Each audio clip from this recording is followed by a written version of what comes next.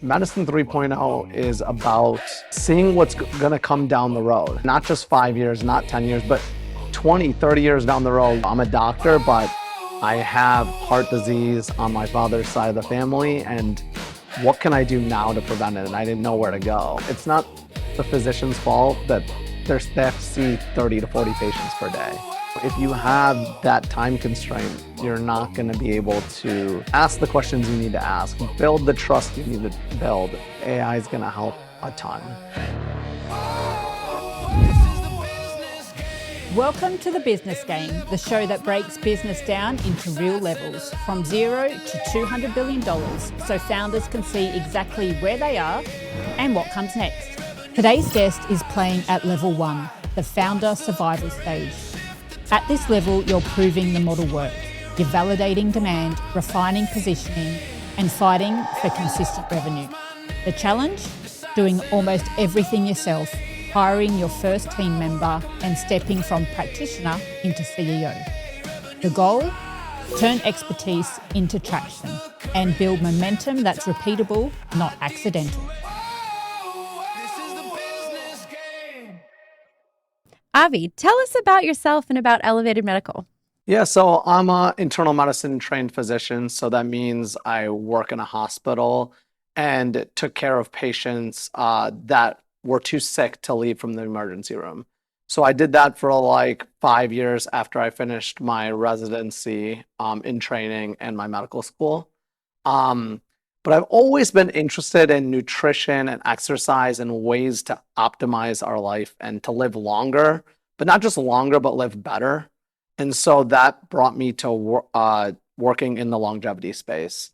And that's when I realized that, a lot of people want to live longer and they want to live better. And so I started a medical practice called Elevated Medical, where we work on getting people to try and optimize and get like treatment or work with a doctor before they're even sick. Oh, I love that. So it's a preventative healthcare space. Do you lean into a little bit of traditional medicine in that space, or what sort of things are you putting in place in the Elevated Medical to create those results for your customers? Yeah, so I mean, it's traditional medicine, but it's about thinking about things proactively. So most times you see a doctor, they're going to say you're healthy and they send you home if you're in your 30s or 40s. And for me, it's trying to tell my patients, what can you do in your 30s? What can you do in your 40s? So that when I see you in your 50s, you're no big deal. You're pretty healthy. Yes. And so I think it is traditional medicine. It's just about acting sooner. Yes, I love that, because I think it's such an important piece. And we've definitely come very far from that as a society. We're just kind of always on the go, and we wait until something's wrong to do something about it. And then we want it fixed straight away. And it normally can sometimes result in, other problems down the line because we've taken this pill or we've done this thing, and it can kind of just become a bit of a snowball, which I'm sure you're well across in your field of work. So it's really inspiring to hear that you've created this new space for people to take responsibility for their future of their health. I think it's very important.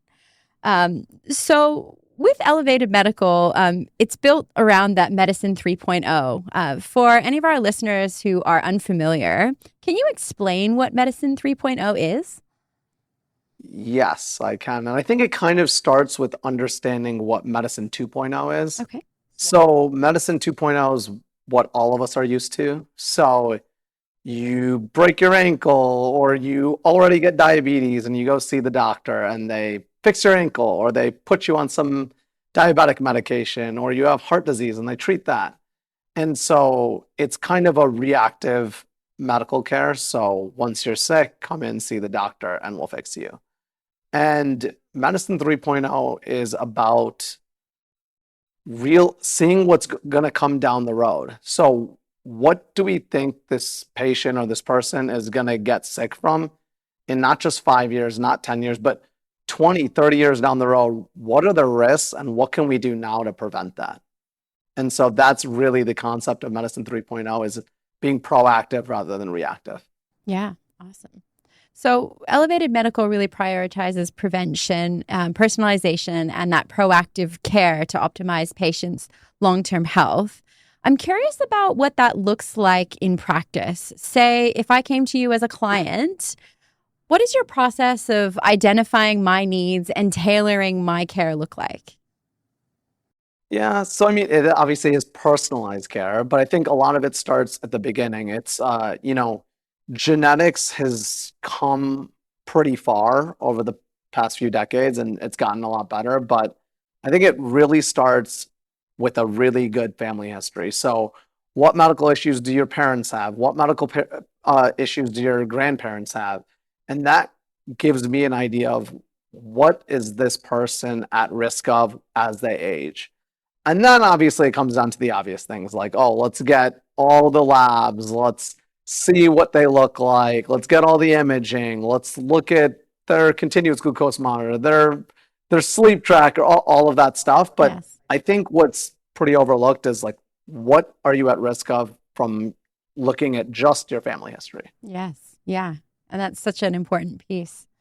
Um, so, what was the moment, a particular client, result, or a referral where you realized there's a real gap in the market here and this is a scalable model?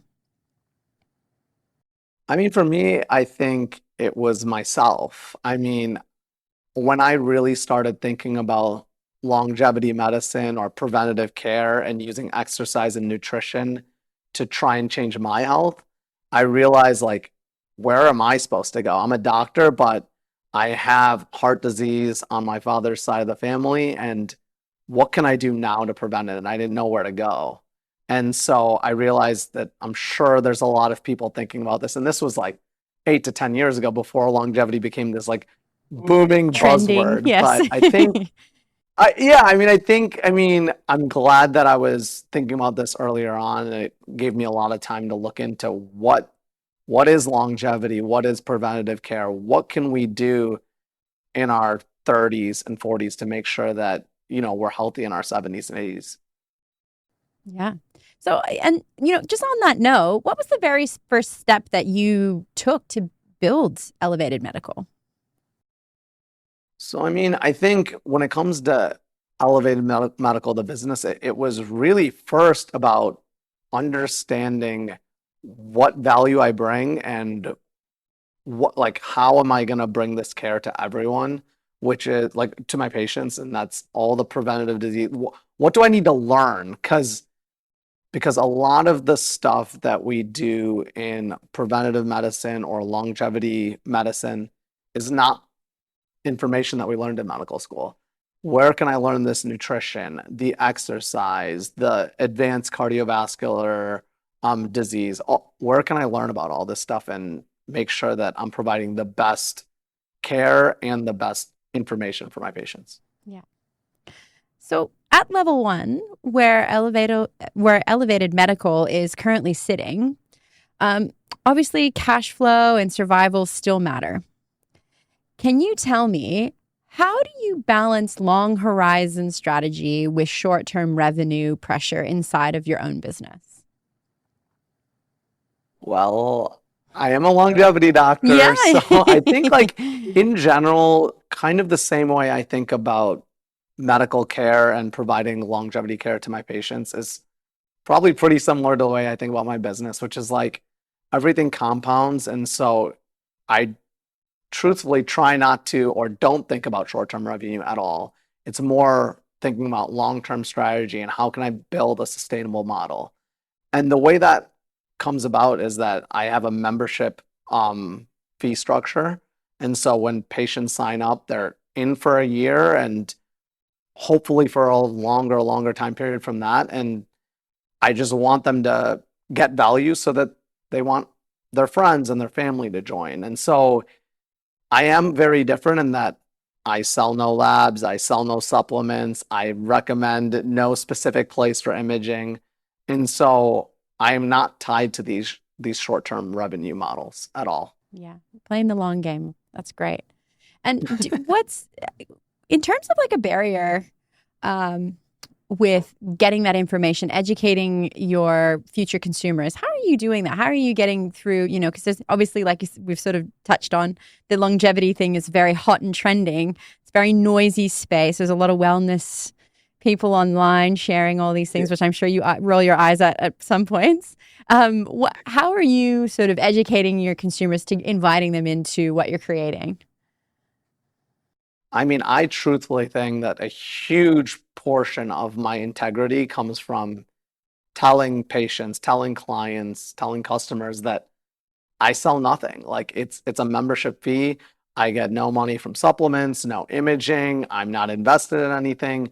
And I think that type of integrity makes patients, people, clients understand that, I'm just trying to provide them information and knowledge and get them to where they're reaching their healthcare goals, and like they're further along on their journey to health span or like a great 80s, 90s. Yes. Yeah. Oh, that's great. And it's, yeah, like you said, it's just that more of that integrity piece. It's not tied to a particular product or some sort of, because that people can get really, turned off by that. I think we're much more educated around that space of like the ads and the incentives. I feel like with the longevity space, it's just like everywhere now. It is. Yeah. Yeah. And it's hidden in all these places. So, touching back to the business piece, what was the biggest bottleneck that you had to break through in elevated medical, and what changed that finally like unlocked that real momentum for you? I mean, I think starting a medical practice, there's always logistics to get through, which is like medical licenses, like corporate, all that stuff. But I think the biggest bottleneck for me was being able to onboard patients early on. So having enough staff to like get people's medical records, get everything started up. And then the bottleneck as I always grow this business is going to be like my time. Yes. And that's just always going to be the case because it's a concierge practice and it's very high touch with all of my patients. So okay. Yeah. Yeah. And like you said, I'm sure there's a lot of legalities and things that you had to like move through and probably still have to massage as you scale. I feel like I'm out of that phase, luckily. Good. Oh. But early on, it was like medical licenses. There's always something. Yes. Yeah. So a lot of our listeners will know that longevity medicine is booming right now. We've talked about that, obviously with the biohackers, influencers, supplement brands everywhere. So how would you say that, I know you said the integrity piece, but what else would you say that differentiates elevated medical from the noise without turning it into this marketing hype? Is there any other thing that you sort of leaning into? I think more than anything, it's like patients, when they see results and they feel like they're taken care of and they get time with their doctor, yep. Growth kind of speaks for itself because there's not enough providers out there or physicians out there that are spending enough time getting to know their patients, understanding their goals and helping them get there. If we treat every patient, every person the same, not everyone has the same goals. Yes. So once you realize what each person's goals is and you help them reach it, you'll see the growth because they will recommend you to other people. Yes. And that's what I've seen so far, at least. Totally. Yeah. Well, results, that's the best form of validation. Yeah. Yeah. So in a concierge model where you're deeply involved with every client, what nearly broke first for you? Was it the capacity, the pricing confidence, or boundaries? I know you've mentioned time. I mean, time's always going to be a factor because I only take on a limited amount of patients so that I can give them that high touch model, which is some of my patients I talk to weekly, maybe bi-weekly, as they're with me for longer, maybe every month, but that still takes time. And so I think that's always going to be the biggest limiting factor. Yes. Yeah, for sure. So now we know you're a physician by training. So I'm really curious about how you found the journey into the business world, because that's a huge shift of mindset. So what did you personally have to stop doing or start doing to become the leader of Elevated Medical? Well, I mean, I think more than anything, I've realized that there's like an evolution of responsibilities.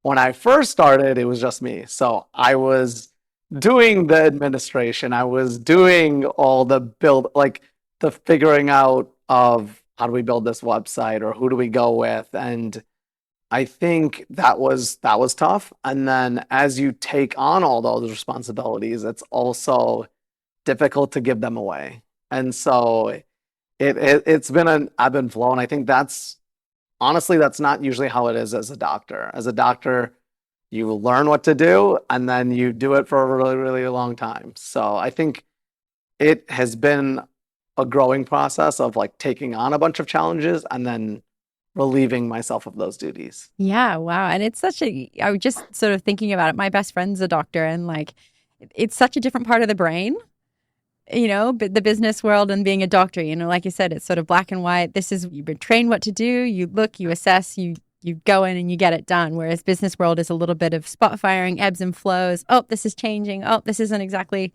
there's no real like black or white. There's a lot of gray area, and it can be very overwhelming.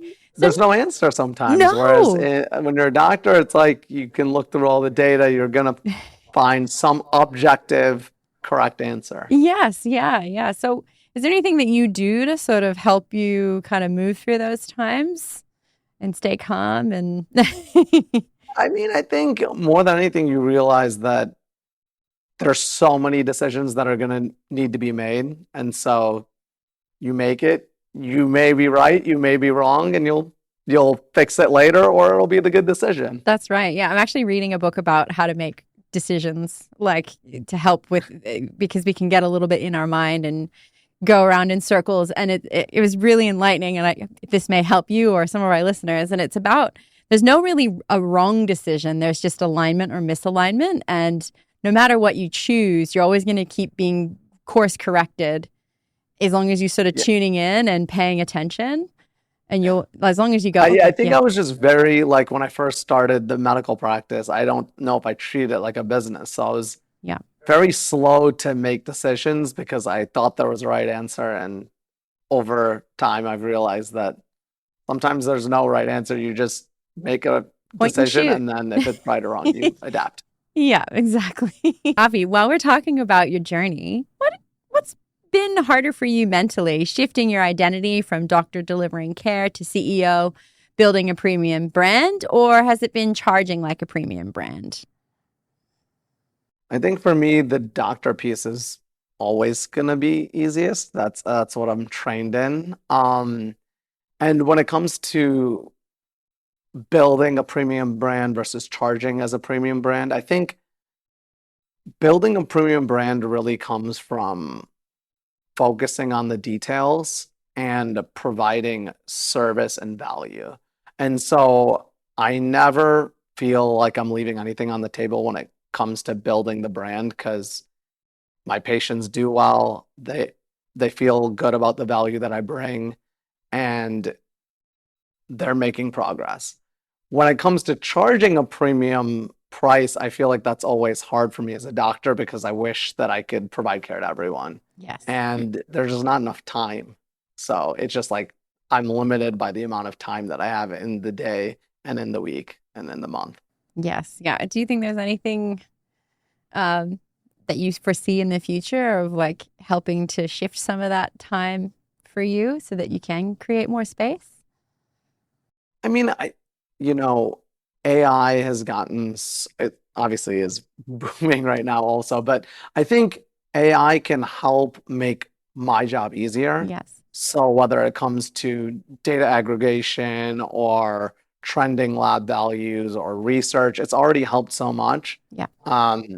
But when it comes to building that relationship with patients, which is what actually pushes the needle from point A to point B on someone's health journey, AI is not going to be able to do it. Technology is not going to be able to do it. It's only like time. Yes. And so that's just what it is. Yeah, right. I understand. So in that high trust, high touch model like this, what system is like a non-negotiable to protect quality as you grow?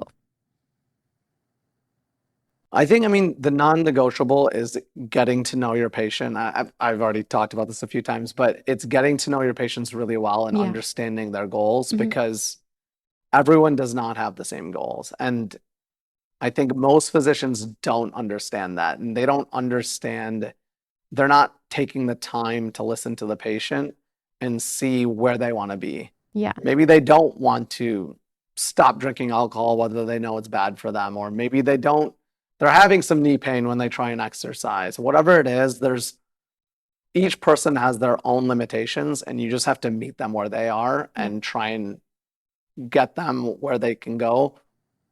Yeah. That's You want to get them to get progress with whatever time they give you or whatever they enjoy doing. Hey guys, just a quick break to thank our affiliate partner, HubSpot. We are thrilled to announce our partnership with HubSpot, the ultimate all-in-one CRM platform. HubSpot helps you streamline marketing, sales, and customer service with powerful tools to grow your business faster. From lead generation to automations, it's got you covered. By using the link in the description, you not only get to start your HubSpot journey for free, but you'll also be supporting our work here on the show.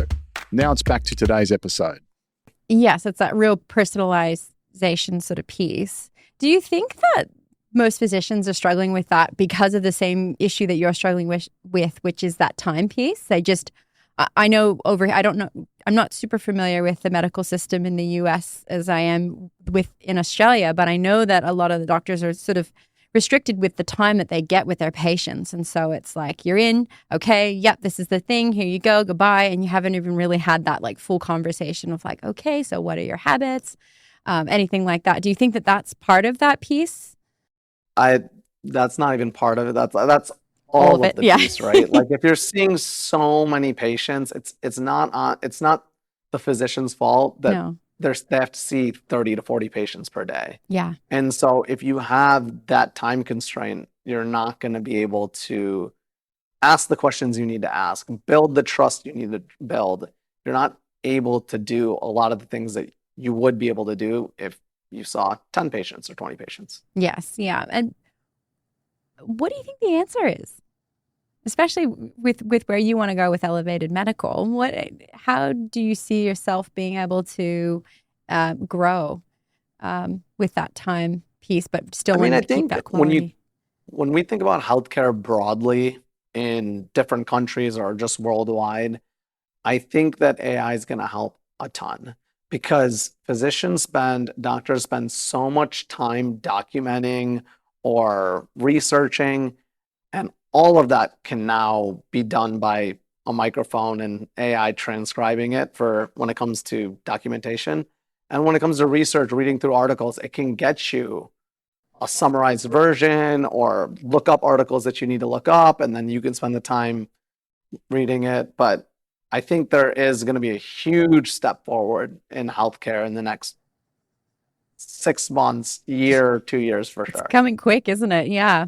Very quick. Every time I wake up, there's something new happening with AI. So every founder is always working through the next problem. What problem are you currently working through to continue scaling elevated medical? I kind of talked about it just now, but I think using AI to make my job quicker so that I can spend more time with my patients. Like there's going to be nothing that takes away from that. So how can I make my research faster? How can I make data transcribing and trends just way faster? Yeah. So that time goes from 2 hours a day to 3 minutes. Yes. Yeah. And it does work quickly. So I'm curious, are there any AI tools that you're currently using in the medical space? So it is tough because like with OpenAI or Anthropic or Claude, it's like you need to have a BAA for HIPAA, like for using patient information. Yes. But there are ways that you can use whether it's like Google with your, like Google has a BAA where you can use HIPAA, but I think that's the main limiting factor. And there's other products that are coming out. Open Evidence is able to look through a bunch of different medical journals and come to an answer. So there are products that are coming out that look great and are working great. Yeah. Oh, great. Okay. Awesome. Yeah. Because obviously that's not a space I'm super familiar with. So I was curious to know what's coming out in that area. So if someone wanted to build a premium concierge service, not just in health, but in any industry, what would you say the cheat code you'd give them to bypass some of the headaches that you've personally experienced? I think it's focusing on the details. So the details matter when it comes to concierge, like how are you bringing value to this person? Yeah. And I think the second thing is just understanding that what people value now is a person that's getting to know them, understanding what their problem is, and then coming to a solution. Because generalized care is pretty easy to do with an AI model now. So how can you bring value? It's by understanding the patient or the client's needs and providing that quickly and efficiently. Yeah. I'm interested, and I'm sure our listeners are as well. When someone comes to you, let's say I've come to you, what are some of the questions that you run through, the tests? Obviously, there's like a bit of a genealogy thing that would be in place, but can you walk me through a little bit of that? I'm really of course. curious. I mean, we talked about the family history stuff, and Yeah. I think that's something that each person can get from just asking their parents and their Yes. grandparents what's going on. But I think when it comes to testing, it's really about understanding that what is the highest risk for me moving forward. So it's generally there's 4 diseases that people get, whether they're male, female, and doesn't matter what country, and that's heart disease, that's Alzheimer's or dementia, that's diabetes, and cancer. And so a lot of it comes down to how do we prevent these 4 diseases from happening, and it's really about making sure we do our cancer screening early, we check our cholesterol often, we're making sure that we're exercising and we're eating right. We can get into all the nitty-gritties and stuff. Yeah. But a lot of it comes down to exercise, nutrition, and just doing the easy things. Yes. And starting now, that's like a huge portion of it. Yeah. And I think too, my dad always says this is like, there's no secret pill. It all works. You just have to be consistent. And I think that that's a piece that we all sort of forget is we want results and we want them quickly, but it's that consistency piece of eating well, exercising, and staying consistent with your goals and not setting like a finish line, but like a longevity, playing that long game, sort of like you are with your business of going, okay, long game for your life. I think that's true. I mean, even shorter term, I always hear patients say like, I work out 3 times a week or I work out 5 times a week, and they're traveling all the time. And so I ask them, forget about how much you work out per week. How often do you work out per month? Or how much do you work out per 3 months? Because someone who's traveling for 2 weeks out of the month and says they work out 3 times a week, it's really 6 times a month then. Yes. Yeah. I didn't even think of that. Which doesn't actually seem very much, does it? Yeah. So I think that's the important thing, is always understanding that consistency matters. And so whether you're traveling, can you go to the gym for 10 minutes and fit it in even on a work schedule or whatever? It's like, really it is consistency over a week, over a month, over a year, over a decade. Like some people can keep up a diet for a year straight, but can you keep that up for 5 years or for 10 years? Yes. Yeah. And I know this is a business podcast, but I am very interested in asking. So you mentioned the cholesterol piece and like monitoring that. Have you noticed, because I've seen like a new a new wave of like meat diets has come back again. It's like Atkins diet, but it's just rebranded. And it's very much like circling the internet. Like, how does that impact health? Like I said, I know this is so often. I mean, so red meat specifically has a lot of saturated fat. Saturated fat causes cholesterol to go up. So your LDL or ApoB, it goes up when you eat red meat. Yeah. And so, everyone's pushing these very high protein diets, which I won't say I disagree with. We do need lots of protein, but I think it comes with a caveat of still eating clean and understanding where is your cholesterol? Do you need to be on medication? All of that stuff. Yeah. It doesn't like, I think right now, at least all the social media that I see is like everyone's pushing a lot and a lot of protein. And I don't think that's wrong, but I think people need to understand the caveats that come with it. Yes, absolutely. And I think that's like a really important piece for that online space is because they've sort of removed that fact checking and all that sort of stuff. Everyone's just kind of broadcasting these very convincing pieces of information, which I'm sure is really frustrating for your line of work, where it's not necessarily incorrect, but it needs to be given more context.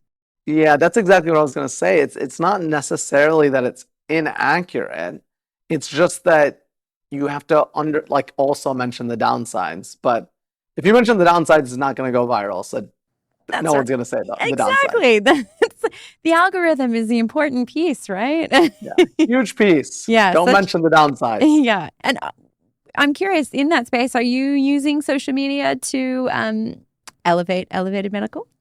I have started to do a little bit of social media, but haven't really gotten around to it because I feel like it is something that is good to get the information out there, and I want to be someone that is the signal when there's a bunch of noise out there. Mm-hmm. But it's also hard to go viral if you're not just speaking in viral monotones. Yeah, but I think there's still space for people. Yeah, but again, it's a time piece, and I think that when you're trying to lead a business, as well as be this voice online, it can be really draining, and it can get you to burn out a lot quicker, which I think a lot of people don't talk about because obviously that's not a trending thing to speak about. But it's a lot. It's very overwhelming to be putting yourself out there and going against what is a lot, what's online. Yeah. So we talk about boss fights with each of our guests. The final boss they have to defeat with themselves to unlock that next level in their business. What was the moment where you thought, maybe I should just stay a doctor and not build this company? And then what made you push through that? I mean, I think at the very beginning, I felt that because usually as physicians or doctors, you join a hospital and there's some sort of administration that helps you with all the paperwork. This is what license you need to get. This is where you need to go to get your photo ID. This is where you show up. This is your login. Yeah. Well, when I started the business, I had to do all of that. I was like, this is awful. And so that was the first, I feel like barrier, but I really wanted to build this elevated medical brand, not specifically the brand, but just longevity medicine in general, because I just feel like everyone should be thinking about healthcare this way. And it's not just about living for forever or living as long as possible. It's about living a really good life and a high quality life in your 80s and 90s, because seeing these elderly people that when I worked in the hospital and seeing the way they suffered or when they lived in a nursing home and they lost their independence, their ability to drive, it was sad, but I just couldn't imagine myself having to live that way. So I want more people thinking about their longevity and longevity care. I don't really care if they're specifically thinking about Elevated Medical, the brand. Yes, yeah. And it sounds like you're super passionate about it, which I think is such a strong thing to hold on to. It normally leads to some pretty incredible things. Do you see a future of Elevated Medical across different countries? And is that sort of in your scale plan, or at the moment are you just sort of focused on where you are? For right now, I'm just focused on where I am and providing good care. Again, providing really good care for my patients, and it's spreading naturally. So yes, yeah. I haven't really thought about internationally and all of that stuff yet. Yeah, no, that's okay. I just thought I'd sort of put you on the spot. It's always just a good I know it's a different side of their brain for that entrepreneurial spirit's very like, okay, let's shoot, let's go there. Yeah, and I'm really inspired by what you're sharing because I think it's such an important next step for, like you said, just not to live forever because that death is part of the deal of life, but to live as well as you can for as long as possible with that, that good foundation of health. So yeah, that's amazing. So back to business. So Avi, I'd really like to draw on your expertise to get a prediction about the future of healthcare. So what do you think healthcare will look like in 10 years' time? Oof. I wish I knew. Where's the crystal ball? But I think either way, in 10 years, I think it'll be in a lot better place than it is now. And who knows with AI and what these technologies, how quickly we can develop medications, treatments, imaging, diagnostics. I think a lot of things will be much better. I'm very excited about where healthcare will be, not just in 10 years, but like in 3 years. Yes. So Yeah. if that says anything about my prediction, it's like, let's stop thinking about 10 years because I'm really excited about 3 to 5 years even. Yes. Yeah. No, and what do you think are the contributing factors to, I mean, aside from AI, do you think it's the education, people wanting to take more responsibility for their health? Like, do you think that that's all becoming part of that excitement for you? I think we're already there when it comes to that piece, that piece of people caring about their health and wanting to live a high quality end of life. I think we're already there when it comes to that. And when people are passionate about that, I think we're going to start seeing changes when it comes to diagnostics with full body MRIs, blood tests that detects cancer, even labs. I think everything's already gotten so much better in the last 3 years that I can only anticipate where it's going to be in another 3 to 5 years. Yeah. Yeah. I mean, I know even for myself, like I've always thought that I've lived a pretty healthy,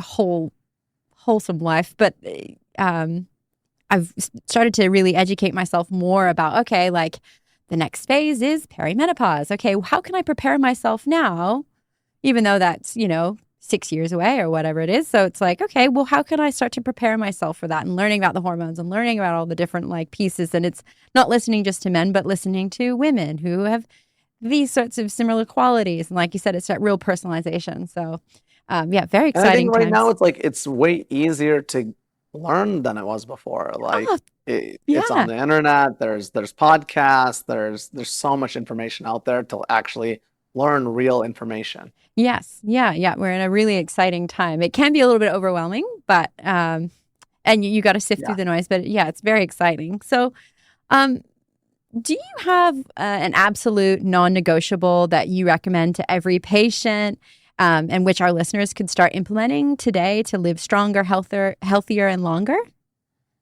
I mean, I don't have a secret pill. I think when it comes down to thinking about our health down the road, it's about starting now, and it's about starting with some simple things.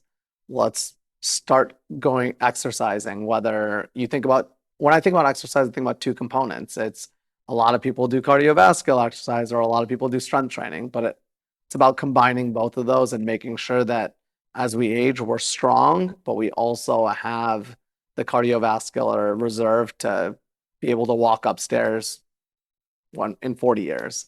And so I think really health comes down to starting now, focusing on exercise, nutrition, and sleep. Yeah.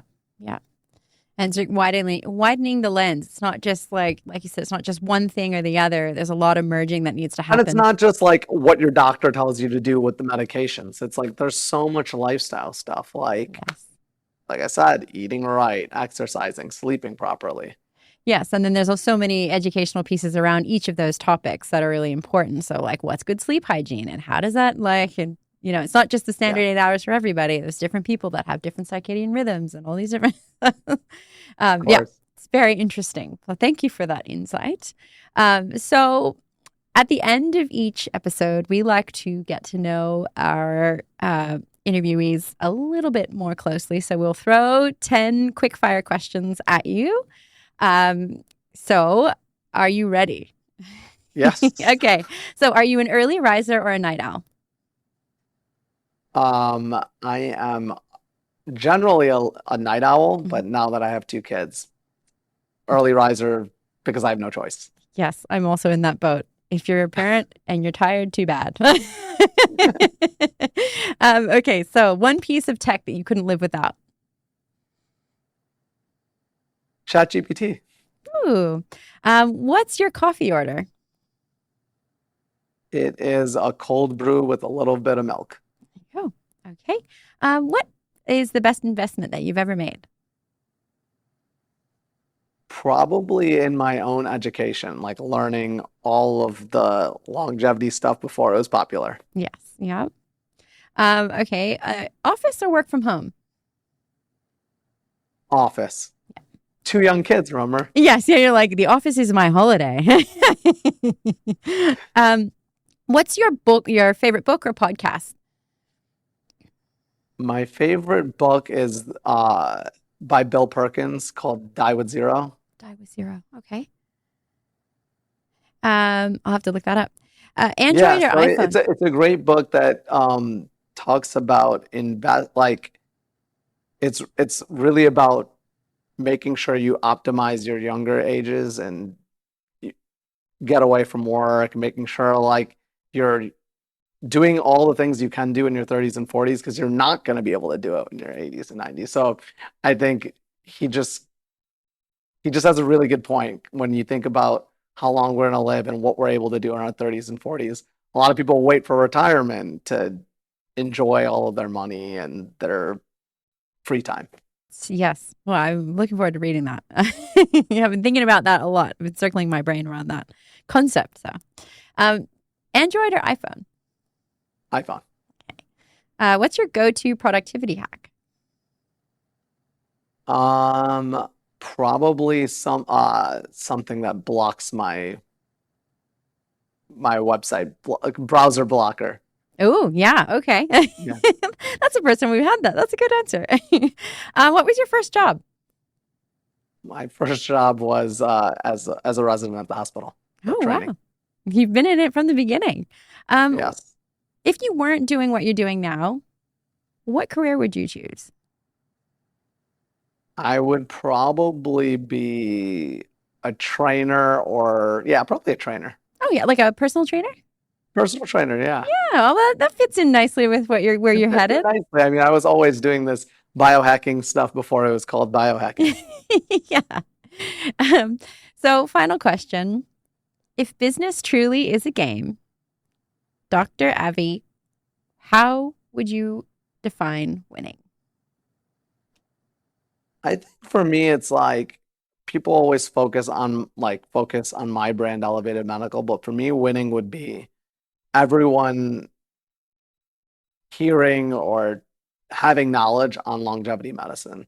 So everyone thinking about what am I gonna feel like? What am I gonna want to do in my 80s and 90s? And what can I do now to make sure that I can do those things? Yeah.